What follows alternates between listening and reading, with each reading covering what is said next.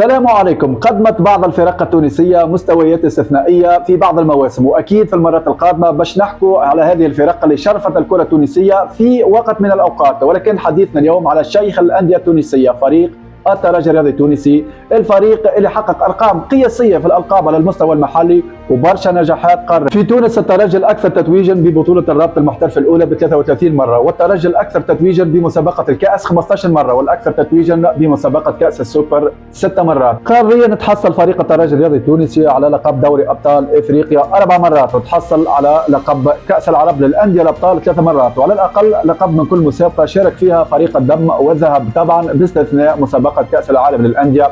هذه المسابقة اللي سيطرت عليها فرق القارة الأوروبية ب 16 لقب، وفرق قارة أمريكا اللاتينية ب4 ألقاب. برشا لاعبين كبار تقمصوا زي المكشخة كيما طارق ذياب، العياد الحمروني، اسكندر السويح، خالد بن يحيى، شكر الواعر، والقائمة تطول وصولا إلى جيل يوسف المساكني وأسامة الدراجي. موسم 2011 الموسم اللي نعتبره الأكثر نجاحا في تاريخ الترجي الرياضي التونسي قياسا بالأرقام والألقاب اللي تحصل عليها في ذلك الموسم، وأيضا بالمستوى الفني الفردي والجماعي. هيمنة محلية وقارية انتج عنها التتويج ب3 ألقاب في موسم واحد. بالتخصص تمكن فريق الترجي الرياضي التونسي بقيادة المدرب نبيل معلول من التتويج ببطولة تونس وكأس تونس وكأس رابطة الأبطال الإفريقية، وطبعا هذا جاء فضل الجيل الذهبي اللي كما قلنا تكون من يوسف المساكني، أسامة الدراجي، هاري صنافول، وجدي بوعزي، وبقية الأسماء البارزة اللي قدموا مستويات ممتازة. في موسم 2011 تمكن فريق الترجي من التتويج بالبطولة رقم 23 في تاريخه قبل نهاية البطولة بجولة، بعد ما كان في منافسة كبيرة مع منافسه الكلاسيكي النجم الرياضي الساحلي.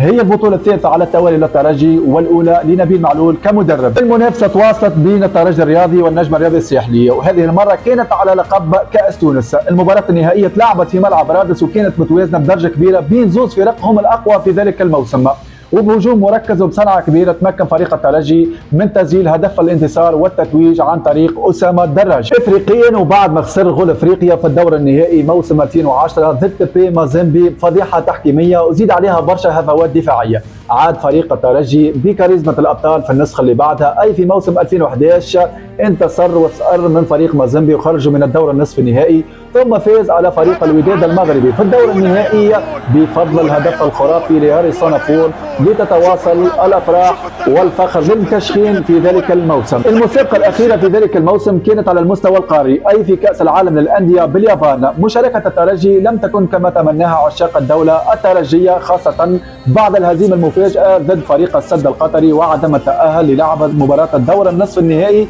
ضد برشلونة الإسبانية. ولكن يبقى موسم 2011 واحد من أفضل المواسم في تاريخ الدولة الترجية، ثلاثية تاريخية مع فريق مدجج بأفضل المواهب التونسية والإفريقية.